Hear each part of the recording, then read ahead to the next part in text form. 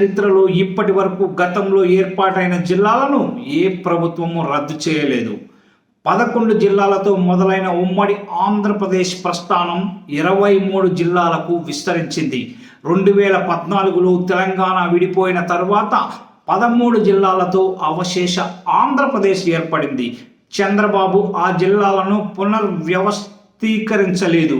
2023లో YS Jagan ప్రభుత్వం ఎన్నికల హామీ మేరకు పార్లమెంటు నియోజకవర్గాల వారీగా కొత్త జిల్లాలను ఏర్పాటు చేసింది. గతంలో ఉన్న 13 జిల్లాలను అలాగే ఉంచి కొత్తగా మరో 13 జిల్లాలను ఏర్పాటు చేసింది. ఇప్పుడు కొత్తగా మరో 3 జిల్లాలు ఏర్పాటు చేస్తామని ముందు చెప్పిన చంద్రబాబు ప్రభుత్వం చివరికి ఒక విధానం హేతుబద్ధత లేకుండా రాజకీయ కారణాలతో అన్నమయ్య జిల్లాను లేకుండా చేయాలనే అభిప్రాయానికి వచ్చింది. రాజంపేట పార్లమెంటు నియోజకవర్గంలో టీడీపీకి పట్టు లేకుండా పోవడంతో ఆ నియోజకవర్గాన్ని చిన్న భిన్నం చేసేందుకు సీఎం చంద్రబాబు పావులు కదుపుతున్నట్లు విమర్శలు వినిపిస్తున్నాయి. 2004 నుంచి టీడీపీ అక్కడ గెలవలేదు. రాష్ట్ర విభజన తర్వాత 2014, 2019, 2024 ఎన్నికల్లో అక్కడ వైఎస్ఆర్సీపీ గెలిచింది.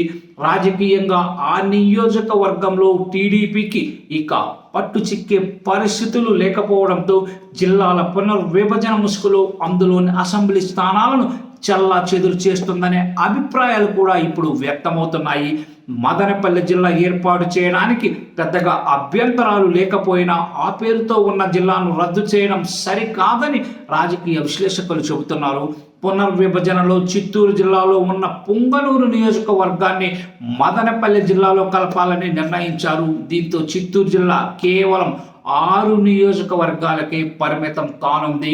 32 మండలాలతో ఉన్న ఆ జిల్లా 26 మండలాలకే పరిమితమై ప్రాధాన్యం కోల్పోయిందని చెప్పవచ్చు.